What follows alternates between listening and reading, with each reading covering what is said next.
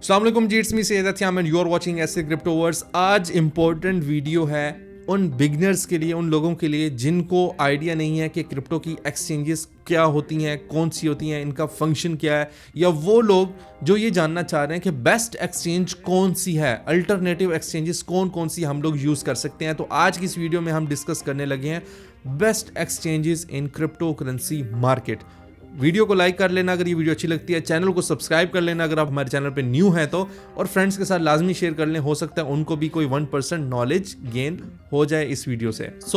अभी मैं बात करता हूँ क्रिप्टो एक्सचेंजेस के बारे में। एक्सचेंजेस बेसिकली क्या होते हैं, आपने ब्रोकर्स सुने होंगे कि फॉरेक्स की मार्केट में ब्रोकर्स होते हैं, इसी तरह क्रिप्टो की जो मार्केट होती है, क्रिप्टो की मार्केट में हमारे पास एक्सचेंजेस होती हैं जहां पे हम क्या करते हैं, ट्रेड करते हैं। एक्सचेंज वर्ड से आपको पता चल रहा है कि हम किसी दो चीज़ों को आपस में क्या कर रहे हैं, एक्सचेंज कर रहे हैं।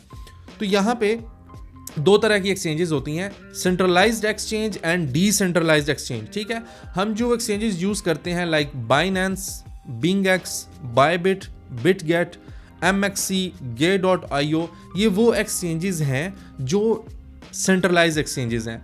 डिसेंट्रलाइज एक्सचेंजेस जो हैं वो आपके वॉलेट के साथ कनेक्टेड होती हैं, जैसे यूनिस्वैप, पैनकेक स्वैप और जुपिटर हो गई है। ठीक है, इसी तरह हर ब्लॉकचेन की अलग अलग क्या है, एक्सचेंजेस हैं। तो हमने क्या करना होता है, ज़्यादातर लोग जो हैं वो सेंट्रलाइज एक्सचेंजेस यूज़ करते हैं। ठीक है, डिसेंट्रलाइज एक्सचेंजेस बहुत कम लोग यूज़ करते हैं। सेंट्रलाइज एक्सचेंजेस हम यूज़ करते हैं ट्रेड करने के लिए, बट अगर आप लोगों ने लॉन्ग टर्म के लिए इन्वेस्टमेंट करनी है तो आप कोई ऐसा कॉइन होता है जो सेंट्रलाइज एक्सचेंज पे लिस्ट नहीं होता, वो पहले डिसेंट्रलाइज एक्सचेंज पे लिस्ट होता है। तो आप क्या करते हैं, डिसेंट्रलाइज एक्सचेंज से उसको बाय करते हैं, फिर उसके बाद उसको वॉलेट में होल्ड करते हैं, और जब वो कॉइन सेंट्रलाइज एक्सचेंज पे क्या होता है, लिस्ट हो जाता है, तो उस वक्त आप क्या करते हैं, उसको वहाँ पे सेल कर देते हैं। तो सेंट्रलाइज्ड एक्सचेंज जो होती है, यहाँ पे सिंपल क्या करना होता है, आपने साइन अप करना होता है, अपना अकाउंट बनाना होता है। ठीक है, अपने ईमेल एड्रेस के साथ, अपने फ़ोन नंबर के साथ साइन अप करने के बाद आप उसमें डिपॉजिट करने हैं एंड आप ट्रेडिंग स्टार्ट कर सकते हैं। लेकिन डिसेंट्रलाइज्ड एक्सचेंज की अगर मैं बात करूं तो वहाँ पे कोई साइन अप नहीं करना होता, जस्ट आपने वॉलेट एड्रेस क्रिएट करना होता है और उस वॉलेट को आपने क्या करना होता है, कनेक्ट करना होता है विद द एक्सचेंज। अगर मैं बात करूं मेटामास्क वॉलेट की, जो कि इथेरियम का वॉलेट है, और अगर मैं यूनिस्वैप की बात करूं, ये फर्स्ट डिसेंट्रलाइज्ड एप्लीकेशन है, डिसेंट्रलाइज्ड एक्सचेंज है इथेरियम के ब्लॉकचेन पे। तो जब आपने यूनिस्वैप पे कुछ बाय करना होता है तो आप क्या करते हैं, uniswap.app.com पे जाते हैं, वेबसाइट पे अपने डेस्कटॉप पे, और वहाँ पे आप अपने मेटामास्क को क्या करते हैं, वॉलेट को कनेक्ट करते हैं। आपका वॉलेट डायरेक्टली एक्सचेंज के साथ कनेक्ट हो जाता है और वहाँ पे जस्ट आपने स्वैपिंग करनी होती है। जब आप एक कॉइन से दूसरे कॉइन को स्वैप कर लेते हैं, वहाँ पे आपके वॉलेट में वो कॉइन शो हो जाते हैं। तो सिंपल ये फ़र्क होता है। सेंट्रलाइज और डिसेंट्रलाइज एक्सचेंज में मेन जो मेजर डिफरेंस है वो है फीस का। डिसेंट्रलाइज एक्सचेंजेस की फीस ज़्यादा है, सेंट्रलाइज एक्सचेंजेस की फीस कम है।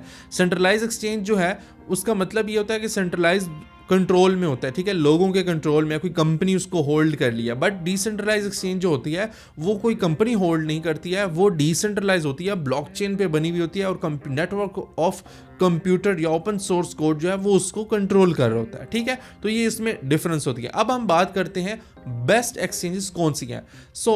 नंबर 1 जो एक्सचेंज चल रही है, जो कि बहुत ही वेल नोन एक्सचेंज है, वो है बाइनेंस। बाइनेंस काफ़ी पुरानी एक्सचेंज है, लोगों का ट्रस्ट बिल्ड हुआ है। बाइनेंस पे बहुत अच्छे इन्वेस्टर्स हैं, बहुत बड़े बड़े इन्वेस्टर्स हैं, और बाइनेंस जो है वो एक बहुत इंपॉर्टेंट रोल प्ले कर रहा है। किस चीज़ में, अवेयरनेस में, एजुकेशन में। ठीक है, लोगों को ये चीज़ बता रहे, डिफरेंट इवेंट्स कर रहे होते हैं कि यार ब्लॉकचेन क्या है, क्रिप्टो क्या है, वेब3 क्या है, तो वो सारी चीज़ में लेकर आ रहे होते हैं। ठीक है, सेम जो है वो बायबिट एक्सचेंज है। बायबिट भी बहुत ज़बरदस्त एक्सचेंज है जिसको आप यूज़ कर सकते हैं। वो डिफरेंट जो है वो कंपनी उसको होल्ड करती है, और बायबिट भी सेंट्रलाइज है, बाइनेंस भी सेंट्रलाइज है। फिर हमारे पास बिंगएक्स आ जाती है। बिंगएक्स को मैं क्यों प्रेफर करता हूँ, क्योंकि एक तो हमारी एफिलिएशन है बिंगएक्स के साथ। नंबर 2, बिंगएक्स की फीस भी काफ़ी मुनासिब है।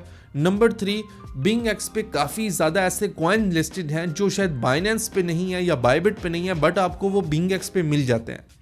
अगर मैं एक इंपॉर्टेंट कॉइन की बात करूं, मूनवेल। बेस चेन कॉइन है जो आपको ना बायबिट पे मिलता है ना आपको बाइनेंस पे मिलता है, बट आपको वो कॉइन जो है वो बिंगएक्स पे मिलता है वेल कॉइन के नाम से, ठीक है। तो वो एक्सचेंजेस डिफरेंट होते हैं जिसको आप यूज कर सकते हैं। आल्सो बिंगएक्स में आप क्या कर सकते हैं, फॉरेक्स की ट्रेडिंग भी कर सकते हैं। 2-in-1 ऑप्शन है, कॉपी ट्रेडिंग का ऑप्शन भी है आपके पास। तो इसलिए हम ज़्यादा प्रेफर करते हैं हम बिंगएक्स को दें, ताकि उनकी सपोर्ट अच्छी है, ठीक है, वो लोगों को अच्छे तरीके से गाइड करते हैं, सिक्योर भी है और टॉप 15 में आती है। और इंशाल्लाह इस साल के अंदर अंदर बिंगएक्स जो है वो टॉप 5 में अपना रैंक करती हुई नज़र आ रही है।